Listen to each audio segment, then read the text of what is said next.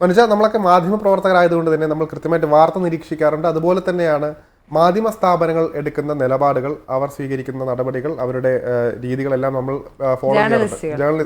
ജേർണലിസ്റ്റുകളെല്ലാം നമ്മൾ ഫോളോ ചെയ്യാറുണ്ട്, നിരീക്ഷിക്കാറുണ്ട് കൃത്യമായിട്ട്. അതിന്റെ ഭാഗമായിട്ടായിരുന്നു റിപ്പോർട്ടർ ചാനലിന്റെ ഒരു കുതിച്ചുകയറ്റം. നമ്മൾ കണ്ടാണ് ഏഷ്യനെറ്റിനെ പിന്തള്ളി 1-ാം സ്ഥാനത്തെത്തുന്നു. ഏഷ്യനെറ്റ് എനിക്ക് തോന്നുന്നു കുറേ കാലമായിട്ട് സ്ഥാപിച്ചിരുന്നതിന് 1-ാം സ്ഥാനം, അത് തകർത്ത് വരുന്നു. മാത്രമല്ല അവിടെ തന്നെ ഗണ്യമായ രീതിയിൽ 2-ാം ആഴ്ചയിലും അവരവരുടെ അപ്രമാദിത്വം തുടരുന്നു. ഈ ഒരു സമയത്ത്, അതായത് റിപ്പോർട്ടർ TV അത്രയും പാരമ്യത്തിൽ നിൽക്കുന്ന സമയത്താണ് ഞെട്ടിക്കുന്ന ഒരു വാർത്ത, നമ്മളിടയിൽ ഞെട്ടിക്കുന്ന ഒരു വാർത്ത എന്ന രീതിയിൽ അതിന്റെ സീനിയർ എഡിറ്ററായ ഉണ്ണി ബാലകൃഷ്ണൻ അവിടെ നിന്ന് വിടുന്നു, ഏഷ്യനെറ്റിലേക്ക് വരുന്നു, പഴയ തട്ടകം തിരിച്ചു പോകുന്നു. അതന്നെ, പഴയ തട്ടകത്തിലേക്ക് തിരിച്ചെത്തുന്നു. അത് സത്യം പറഞ്ഞു കഴിഞ്ഞാൽ നമ്മൾ നോക്കുമ്പോൾ എന്തുകൊണ്ട് ആ ഒരു ചിന്ത അദ്ദേഹത്തിൽ എത്തിച്ചു, എന്തായിരിക്കും ആ ഒരു സാഹചര്യം, അതും കൂടി ചർച്ച ചെയ്യുന്നുണ്ട്. കാരണം എൻ്റെയൊക്കെ കുട്ടിക്കാലത്ത് ഞാൻ വളരെ ആരാധിച്ചിരുന്നതാണ്. മാത്രമല്ല ഉത്തരേന്ത്യൻ വാർത്തകൾ കൃത്യമായിട്ട് ഡൽഹിയിൽ നിന്നൊക്കെ റിപ്പോർട്ട് ചെയ്യുന്ന ശൈലി, അതുപോലെ തന്നെ വിദേശ കാര്യങ്ങൾ അദ്ദേഹത്തിൻ്റെ വിദേശ വാർത്തകളോടുള്ള അദ്ദേഹത്തിൻ്റെ അവഗാഹം, അതെല്ലാം തന്നെ നമ്മളെ വല്ലാത്ത രീതിയിൽ സ്വാധീനിച്ചിട്ടുണ്ട്. അപ്പോൾ റിപ്പോർട്ടർ ചാനലിൽ നിന്ന് ഏഷ്യനെറ്റിലേക്ക് വരുമ്പോൾ രണ്ടും രണ്ട് പോളിസിയാണ്. റിപ്പോർട്ടർ ചാനലിന്റെ ഏറ്റവും വലിയ മുഖമുദ്ര എന്ന് പറയുന്നത് അവർക്ക് സ്വതന്ത്രമായിട്ട് സംസാരിക്കും. മീറ്റ് ദ എഡിറ്റേഴ്സ് പോലെയുള്ളതിൽ അവരുടെ രാഷ്ട്രീയം അല്ലെങ്കിൽ അവരുടെ നിലപാടുകൾ സ്വതന്ത്രമായി പറയാം. പക്ഷേ ഏഷ്യനെറ്റിൽ വരുമ്പോഴത്തേക്കും ഒരു കടിഞ്ഞാൻ എന്തായാലും അവരുടെ മാനേജ്മെന്റ് ഭാഗത്തുണ്ട്. അതുകൊണ്ട് തന്നെ സ്വതന്ത്രമായിട്ട് അദ്ദേഹത്തിന് എല്ലാ കാര്യങ്ങളും വിട്ടുവീഴ്ചകളില്ലാതെ സംസാരിക്കാൻ പറ്റുമോ? മാത്രമല്ല അവിടെയുള്ളവർ തന്നെ, നമുക്ക് വിനു ജോൺ ആയാലും അതേപോലെ തന്നെ സിന്ധു സൂര്യകുമാർ ആയാലും അവരുടെയൊക്കെ ഒരു രീതികളോടൊപ്പം അദ്ദേഹത്തിന് വീണ്ടും തിരിച്ചെത്താൻ പറ്റുമോ? ഒരു വലിയ പൊട്ടിത്തെറി ഉണ്ടാകുമോ? അങ്ങനത്തെ രീതിയിലുള്ള ചർച്ചകളും വരുന്നുണ്ട്. എന്താണ് ഇതിനെ നോക്കിക്കാണുന്നത്? റിപ്പോർട്ടറിന് തൊട്ട് മുന്നേ 24 ന്യൂസ് ആണ് അങ്ങനെ ഒരു ട്രെൻഡ് കൊണ്ടുവരുന്നത്. അതായത് നമ്മൾ യൂഷ്വലി ഇങ്ങനെ ഇരുന്ന് സ്റ്റിഫായി സംസാരിക്കുന്ന ഒരു മാധ്യമ പ്രവർത്തന പകരം നമ്മൾ എണീറ്റ് നിന്ന് സംസാരിക്കുമ്പോൾ കുറച്ചുകൂടെ ആക്റ്റീവ് ആകും. ഇപ്പം ഞാനും ശരത്ത് എണീറ്റ് നിന്നാണ് ഇപ്പോൾ നമ്മുടെ ഫോക്കസ് ഔട്ട് ചെയ്യുന്നതെങ്കിൽ കുറച്ചുകൂടെ കൈയൊക്കെ എടുത്ത് സംസാരിക്കുമ്പോൾ കുറച്ചുകൂടെ ആക്റ്റീവ് എനർജി നമുക്ക് ഓഡിയൻസിലൂടെ പാസ് ചെയ്യാൻ സാധിക്കും. ഈ സ്ട്രാറ്റജി ആദ്യം വർക്ക് ചെയ്യാൻ തുടങ്ങിയത് 24 എന്ന ട്രെൻഡ് കൊണ്ടുവന്നെ. റിപ്പോർട്ടർ അതിനെ മാക്സിമം വിനിയോഗിക്കുകയും മാത്രമല്ല ടെക്നിക്കലി ഹൈലി അഡാപ്റ്റബിൾ ആയിട്ടുള്ള എന്താണ് മാർക്കറ്റിൽ ഇറങ്ങുന്ന ഏറ്റവും അഡ്വാൻസ്ഡ് ആയിട്ടുള്ള ഒരു ടെക്നോളജി ഉണ്ട്, അത് ഞങ്ങൾക്ക് റിപ്പോർട്ടറിന് വേണം എന്നുള്ള അവരുടെ പിടിവാശി സ്വാഭാവികമായി മികച്ച രീതിയിൽ അങ്ങനെയൊക്കെ അവർ പോകുന്നു. മാത്രമല്ല പൂർണ്ണമായ അർത്ഥത്തിൽ അരുൺകുമാറിനെ പോലെ, സുജയ പാർവതിയെ പോലെ ഉള്ള അവരെ മുഖങ്ങളാക്കിക്കൊണ്ട് തന്നെ പറയും. ഉണ്ണി ബാലകൃഷ്ണനെ പോലുള്ള ആളുകളെ മുഖങ്ങളാക്കിക്കൊണ്ടാണ് ഇവർ റിപ്പോർട്ടർ TV ലോഞ്ച് ചെയ്യുന്നത്. ഇതിന് തൊട്ട് മുന്നേ റിപ്പോർട്ടറിൽ നിന്ന് പോയ ഒരാൾ, അതിൻ്റെ അടിസ്ഥാനപരമായി എൻ്റെ സ്ഥാപകനായിരുന്ന നികേഷ് കുമാർ പൂർണ്ണമായ അർത്ഥത്തിൽ റിപ്പോർട്ടറിൽ നിന്ന് മാറുന്നു. ശേഷം ഇപ്പോൾ ഉണ്ണി ബാലകൃഷ്ണൻ പോകുന്നു. സത്യത്തിൽ ഞാൻ മനസ്സിലാക്കുന്നത് ഏഷ്യാനെറ്റിൻ്റെ ഒരു സർജിക്കൽ സ്ട്രൈക്ക് ആണോ ഇത് എന്ന രീതിയിലാണ് ആളുകൾ സംസാരിക്കുന്നത്. കാര്യം ഒന്ന്, ഈ 1994 നമ്മൾ ജനിക്കുന്ന ആ വർഷത്തിലാണ് ഉണ്ണി ബാലകൃഷ്ണൻ എന്ന് പറയുന്നത് നമ്മുടെ ഉണ്ണി സാർ. അദ്ദേഹം ജേർണലിസത്തിൽ നമ്മളൊക്കെ സീനിയർ എഡിറ്ററായിട്ട് വന്നിട്ടേ ഉള്ളൂ. ഇപ്പോൾ അദ്ദേഹത്തിൻ്റെ കരിയർ ആരംഭിക്കുന്നത് നമ്മൾ ജനിക്കുന്ന വർഷത്തിലാണ്. എനിക്കൊന്ന് കലാകൗമുദിയിലാണെന്ന് തോന്നുന്നു അദ്ദേഹത്തിൻ്റെ സ്റ്റാർട്ടിങ്. ശേഷം 2 വർഷത്തിന് ശേഷം ഏഷ്യാനെറ്റ് ന്യൂസിലേക്ക് വരുന്നു. എനിക്ക് തോന്നുന്നു 2011 വരെ അദ്ദേഹം അവിടെ ഉണ്ടായിരുന്നു. ഈ സമയത്ത് ഒരു 18 വർഷം ഡൽഹി ബേസിൽ വർക്ക് ചെയ്യുന്നു. പൂർണ്ണമായ അർത്ഥത്തിൽ ഡൽഹി വാർത്തകൾ നമുക്ക് പൂർണ്ണമായത് എന്താ പറയുക, A to Z മനസ്സിലാക്കുന്ന തരത്തിൽ, അതെ വാർത്തകൾ മനസ്സിലാക്കുന്ന തരത്തിൽ. പിന്നീട് അദ്ദേഹം മാതൃഭൂമിയിലേക്ക് പോകുന്നുണ്ട്. പിന്നെ ഏഷ്യാനെറ്റ് ന്യൂസ്, അത് കഴിഞ്ഞ് റിപ്പോർട്ടറിലേക്ക് വരുന്ന അദ്ദേഹത്തിൻ്റെ ഒരു യാത്ര. നോക്കൂ, ഒരു മാധ്യമ പ്രവർത്തകൻ എന്നത് അർത്ഥം അപ്ഗ്രേഡ് ചെയ്യുന്ന ഒരു വ്യക്തി കൂടിയായിട്ടാണ് ഞാൻ ഉണ്ണി ബാലകൃഷ്ണൻ എന്ന് പറയുന്ന വ്യക്തിയെ കാണുന്നത്. വളരെ മികച്ച രീതിയിൽ സംസാരിക്കുന്ന അദ്ദേഹത്തിൻ്റെ, ഞാൻ മീറ്റ് എഡിറ്റേഴ്സ് എന്ന റിപ്പോർട്ടർ TVയുടെ പരിപാടിയുടെ സ്ഥിരം പ്രേക്ഷകയാണ്. എനിക്കിഷ്ടമാണ് വ്യത്യസ്ത അഭിപ്രായങ്ങൾ കേൾക്കുമ്പോഴാണ് നമുക്കൊരു അഭിപ്രായം രൂപീകരിക്കപ്പെടാൻ പറ്റുന്നത്.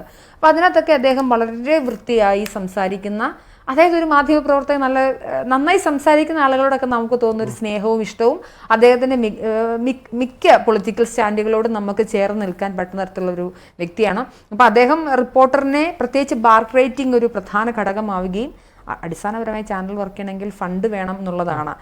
ഹാഷ്മി ഒരിക്കലും ഒരു ഇൻ്റർവ്യൂവിൽ പറഞ്ഞ സാധനം, ഈ പൊളിറ്റിക്കൽ കറക്റ്റ്നെസ്സും അതിൻ്റെ ഒക്കെ അപ്പുറമായി സാലറി കൊടുക്കണമെങ്കിൽ പൈസ വേണം, ആ പണം വേണമെങ്കിൽ റേറ്റിങ്ങുകളിൽ TRP വളരെ ഇമ്പോർട്ടൻ്റ് ആണ്.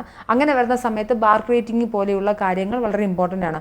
ആ സമയത്ത് 2 ആഴ്ചയെ തുടർച്ചയായി 2 ആഴ്ചയിൽ ഏഷ്യാനെറ്റ് ന്യൂസ് പോലെ കേരളത്തിൽ അപ്രമാദിത്യമുള്ളൊരു വാർത്താ ചാനൽ റിപ്പോർട്ടർ പോലെ പുതിയതായി ലോഞ്ച് ചെയ്ത് വളരെ കുറച്ച് മാസങ്ങൾക്ക് മുൻപ് മാത്രം ലോഞ്ച് റീലോഞ്ച് ചെയ്ത ഒരു ചാനൽ മറികടക്കുക, അത് തുടർച്ചയായി 2 ആഴ്ചത്തേക്ക് നീണ്ടു നിൽക്കുക എന്ന് പറയുന്നത് ഏഷ്യാനെറ്റിനെ സംബന്ധിച്ചിടത്തോളം അത് അവർക്ക് അത്ര അങ്ങോട്ട് എന്താ പറയുക ഉൾക്കൊള്ളാൻ സാധിക്കുന്ന ഒന്നല്ല. പക്ഷെ ഏഷ്യാനെറ്റ് എപ്പോഴും ഒരു പോളിസി കീപ്പിംഗ്, സെറ്റിൽഡ് ആയിട്ടുള്ള എന്താ പറയുക കാം ആൻഡ് കൂളായിട്ടുള്ള ഒരു വാർത്താ അവതരണം, ഈ പറഞ്ഞ അതിനാടകീയതയോ അങ്ങനെ ഒരുപാട് ഗ്രാഫിക്സിന്റെ ബഹളങ്ങളോ ഞാൻ ബഹളങ്ങളില്ലാതെ വാർത്ത, അതുകൊണ്ട് തന്നെ കുറച്ചുകൂടെ മെച്യൂർഡ് ആയിട്ടുള്ളൊരു എന്താ പറയുക ഒരു വാർത്താ പ്ലാറ്റ്ഫോം എന്ന രീതിയിൽ മലയാളികൾ പൊതുവിലും വ്യക്തിപരമായി ഞാനും അഡ്രസ്സ് ചെയ്യുന്നത് എപ്പോഴും ഏഷ്യാനെറ്റിനെ. ഇപ്പോൾ ചർച്ചകളിലാണെങ്കിലും മിതത്വത്തോടു കൂടി ബഹളങ്ങളില്ലാത്ത വാർത്താ രീതി അതിഷ്ടപ്പെടുന്ന വലിയൊരു ഭൂരിഭാഗമുണ്ട്. പക്ഷേ ചില പ്രത്യേകിച്ച് യുദ്ധം കാര്യം കഴിഞ്ഞ 2 ആഴ്ചയായി ബാർക്ക് റേറ്റിംഗ് എന്ന് പറയുമ്പോൾ ഓരോ ആഴ്ചയിലെ വ്യൂവർഷിപ്പാണല്ലോ വരുന്നത്. അപ്പോൾ യുദ്ധം വാർത്തയാവുന്ന ഒരു സമയമാണ്. ഈ സമയത്ത് ആരാണ് ഇത് കൂടുതൽ സ്കോർ ചെയ്തത്? തീർച്ചയായിട്ടും ആളുകളെ ഒന്ന് പിടിച്ചിരുത്താനും ഒക്കെ ഒരു ഇതിൽ വന്നപ്പോഴത്തേക്കിന് ഗ്രാഫിക്സ് ഒക്കെ വളരെ ഇമ്പോർട്ടൻ്റ് ആയിരുന്നു. ആ സമയത്ത് റിപ്പോർട്ടർ കയറി അടിച്ചതാണ്. ഏഷ്യാനെറ്റ് തിരിച്ചു പിടിക്കാനുള്ളതേ ഉള്ളൂ. അവർ തമ്മിൽ ഫെയർ കോമ്പറ്റീഷൻ അല്ലേ, ആർക്ക് വേണമെങ്കിൽ അവർക്ക് മെറിറ്റ് ഉണ്ടെങ്കിൽ കയറിപ്പോകാം. ആ ഫെയർ കോമ്പറ്റീഷൻ ആണ്. എന്തായാലും ഉണ്ണി ബാലകൃഷ്ണൻ ഏഷ്യാനെറ്റിലേക്ക് എത്തുമ്പോൾ ദാറ്റ് വിൽ ഡെഫിനറ്റ്ലി അതൊരു അസറ്റാണ്. അവരെ സംബന്ധിച്ചിടത്തോളം ഒരു വിജ്ഞാനകോശം വരുന്ന പോലെ ആയിരിക്കും തീർച്ചയായിട്ടും. നമ്മൾ ഇതിനകത്ത് മറ്റൊരു കാര്യങ്ങൾ നോക്കേണ്ടത്, നമ്മളൊക്കെ പഠിച്ചിട്ടുള്ളത് നമുക്കൊരു എത്തിക്സ് മാധ്യമധർമ്മം എന്നൊക്കെ പറയുന്നുണ്ട്. നമ്മൾ പരമാവധി ഇപ്പം പലപ്പോഴും നമുക്ക് ചിലപ്പോഴൊക്കെ കുറ്റബോധത്തോടെ ആണെങ്കിൽ ചിലപ്പോൾ അതൊക്കെ മറികടക്കേണ്ട അവസ്ഥകൾ വരാറുണ്ടായിരുന്നു. പക്ഷേ ഇവിടെ ഉണ്ണിയെ സംബന്ധിച്ച് എനിക്ക് തോന്നുന്നു, ഉണ്ണി ബാലകൃഷ്ണൻ എന്ന ഉണ്ണി സാറിനെ സംബന്ധിച്ചിടത്തോളം അദ്ദേഹം ഇപ്പോൾ പറഞ്ഞത് ഇപ്പോൾ റിപ്പോർട്ടർ ചാനലിൽ നിന്ന് ഏഷ്യാനെറ്റിലേക്ക് വരുമ്പോഴത്തേക്കും അദ്ദേഹത്തിന്റെ കുറേ നിലപാടുകൾ കൂടി അതിനൊപ്പം വരികയാണ്. മാത്രമല്ല ഏഷ്യാനെറ്റിലേക്ക് വരുമ്പോഴത്തേക്കും എന്തൊക്കെയായിരുന്നു റിപ്പോർട്ടർ ചാനലിന്റെ സ്ട്രാറ്റജി, അവർക്ക് 1ാം സ്ഥാനത്തേക്ക് കിട്ടേണ്ട അറിവുകൾ കൂടിയാണ് അദ്ദേഹത്തോടൊപ്പം വരുന്നത്. അതുകൊണ്ട് തന്നെ ഏഷ്യാനെറ്റിനെ അത് സംബന്ധിച്ചിടത്തോളം വലിയൊരു ഡിജിറ്റൽ ഹെഡ് ആയിരുന്നു. മാത്രമല്ല വേറൊരു കാര്യം ശ്രദ്ധിക്കേണ്ടത്, റിപ്പോർട്ടർ ചാനൽ ഒരു സ്ട്രാറ്റജി, അവരുടെ ഒരു പോളിസി നോക്കുക. അവിടെ അവർ കൊണ്ടുവന്നത് അവരുടെ ശൈലിയിലാണ് അവർ ശ്രദ്ധിച്ചത്. അതായത് വാർത്തയുടെ മൂല്യത്തിലല്ല, മൂല്യത്തെക്കാൾ ശൈലി, അതായത് അവതരണ രീതി നേരത്തെ പറയുന്നത്. അപ്പോൾ അതിനകത്ത് തന്നെ അതിനോട്ട് കോൺസെൻട്രേറ്റ് ചെയ്തപ്പോൾ പലപ്പോഴും അവർക്ക് കുറെ പഴികളും കേൾക്കേണ്ടി വന്നു. അതിനകത്ത് എത്രത്തോളം അതിലത്തെ ധർമ്മം എത്രത്തോളം ഉണ്ടെന്നൊക്കെ നമുക്ക് ചോദ്യം ചെയ്യേണ്ടതുണ്ട്. റിലയബിലിറ്റി എന്റെ കുറച്ച് കാര്യങ്ങൾ വരുന്നുണ്ട്. അതുകൊണ്ട് സാധാരണക്കാർക്ക് ഇതൊക്കെയാണ് വേണ്ടത്, അതാണ് യാഥാർത്ഥ്യം. മാത്രമല്ല നേരത്തെ പറഞ്ഞ പോലെ തന്നെ അടിസ്ഥാനപരമായിട്ട് പണം ആണ് എല്ലാത്തിനും വേണ്ടത്. ഒരു കോർപ്പറേറ്റ് മൈൻഡോട് കൂടിയാണ് ഇപ്പോഴത്തെ വാർത്ത. നമ്മൾ സ്വാതന്ത്ര്യാനന്തര കാലത്തെ വാർത്തകളൊക്കെ ഇപ്പൊ സുജയ പാർവതി ഇപ്പൊ ഈവൻ നമ്മൾ പോലും നമ്മൾ സ്ഥിരമായിടുന്ന വസ്ത്രം ധരിച്ച് വരുന്നു, ഇവിടെ വരുമ്പോൾ ഒന്ന് ഒരുങ്ങുന്നു, എന്നിട്ട് കയറുക എന്നുള്ളതാണ്. പക്ഷെ അവരുടെ എഡിറ്റോറിയൽ പോളിസിയിൽ വളരെ വ്യക്തമായി അവരുടെ അറ്റയർ വളരെ പ്രധാനപ്പെട്ട കാര്യമാണ്. അവര് എന്താ പറയുക ലുക്കിസം വളരെ വൃത്തിയായി വേണം എന്നാണ് കേട്ടോ എൻ്റെ അഭിപ്രായം വ്യക്തിപരമായി.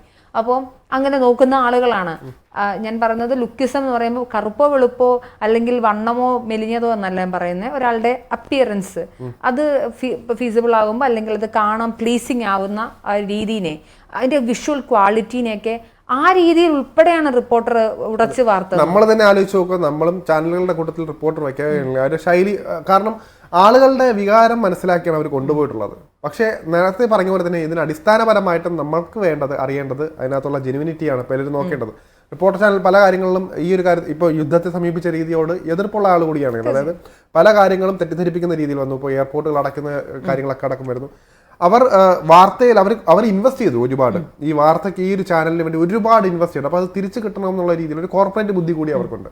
അപ്പം അത് മാത്രമല്ല ഈ സിനിമ ആഷിഖ് കപൂറിന്റെ വർഷങ്ങൾക്ക് മുമ്പ് ഇറങ്ങിയ സിനിമയാണ്. ആ സിനിമ അത്രയും ഹിറ്റായില്ലെങ്കിൽ പോലും നാരദൻ എന്ന സിനിമ അതിനകത്ത് കൃത്യമായി ഇതിന്റെ പൊളിറ്റിക്സ് പറയുന്നുണ്ട്. എന്തായാലും നമുക്ക് നെഗറ്റീവിലൂടെ എങ്ങനെയൊക്കെ വരുമാന മാർഗം ഉണ്ടാക്കാം. ഒരാളെ നെഗറ്റീവ് ആക്കി, ഇപ്പോൾ അർണബ് ഗോസ്വാമി എന്ന് പറഞ്ഞ ആള് നമ്മൾ ഏറ്റവും സീനിയറായിട്ട് ഇപ്പോൾ ഏറ്റവും ശ്രദ്ധേയന എന്തുകൊണ്ടാണ് അദ്ദേഹത്തിന് ഇതുപോലത്തെ വാഴ്ത്തലുകൾ പോലെ തന്നെയാണ് അദ്ദേഹത്തിന് നെഗറ്റീവ് പബ്ലിസിറ്റി അദ്ദേഹം അതിന് ബിസിനസ് ആക്കി, അദ്ദേഹത്തിന് നേട്ടമായിട്ടേ ഉള്ളൂ. അത് കാരണം ഒരിക്കലും അർണബ് ഗോസ്വാമിക്ക് സാമ്പത്തികമായിട്ടൊരു നഷ്ടം ഉണ്ടായിട്ടില്ല. അദ്ദേഹത്തിന്റെ ഒരു ഇമേജ് അവിടെ തന്നെ കീപ്പ് ചെയ്ത് നിൽക്കുന്നുണ്ട്, പണവും കിട്ടുന്നുണ്ട്. ആ രീതിയിൽ അവർക്ക് വേണ്ടത് അടിസ്ഥാനപരമായിട്ടും പണമാണ് എന്നുള്ള രീതിയിലേക്ക് വരുമ്പോഴാണ് ഈ ഒരു കാര്യങ്ങൾ വരുന്നത്. അവിടെ ഉണ്ണി ബാലകൃഷ്ണൻ അദ്ദേഹം നമ്മൾ എപ്പോഴും ചിന്തിച്ചിട്ടുണ്ട്. എനിക്കൊരു കാര്യമായിരുന്നു റിപ്പോർട്ടർ ചാനൽ, കാരണം അദ്ദേഹത്തിന്റെ നമുക്ക് സ്വഭാവങ്ങൾ കൃത്യമായിട്ട് മനസ്സിലാവും, അദ്ദേഹത്തിന്റെ നിലപാട് രാഷ്ട്രീയ നിലപാടുകളെല്ലാം മനസ്സിലാവും. എന്നിട്ടും വൈ റിപ്പോർട്ടർ ചാനൽ എന്ന് പലപ്പോഴും തോന്നിയിട്ടുണ്ട്. അതിൻ്റെ ഒരു ഉത്തരം കൂടിയായിട്ടായിരിക്കും അദ്ദേഹം തിരിച്ചു. അപ്പം ഇവിടെ സാമ്പത്തികമായി ചിലപ്പോൾ നേട്ടം ഉണ്ടാകുമോ ഇല്ലയോ എന്നറിയില്ല, അദ്ദേഹത്തിന് എത്രത്തോളം നേട്ടം ഉണ്ടാകും ഏഷ്യനിൽ വരുമോ എന്നറിയില്ല. പക്ഷേ അദ്ദേഹം നേരത്തെ പറഞ്ഞ പോലെ തന്നെ തൻ്റെ ആദർശങ്ങളും നിലപാടുകളും എല്ലാം സംരക്ഷിക്കാമെന്ന രീതിയിൽ വരുന്നുണ്ട്. പക്ഷേ ഇവിടെയും ഏഷ്യനെറ്റിന്റെ കാര്യം നമ്മൾ പറയാതിരിക്കാൻ പറ്റില്ല. ഇവിടെ ഏഷ്യനെറ്റ് ചെറിയ BJP ചായ കൊണ്ടെന്ന് പറയുന്നുണ്ട്. അങ്ങനത്തെ രീതിയിലാണ് ഇവിടെ പബ്ലിസിറ്റി ചെയ്യുന്നത്. രാജീവ് ചന്ദ്രശേഖരന്റെ ഇടപാട് അതിനകത്ത് കൃത്യമായിട്ട് അതിനകത്ത് വരുന്നുണ്ട്. അതുകൊണ്ട് തന്നെ BJP-യുടെ പക്ഷെ ആ ഒരു എനിക്ക് പോളിസിയോടൊപ്പം വ്യത്യസ്തമായ അഭിപ്രായം കേട്ടോ.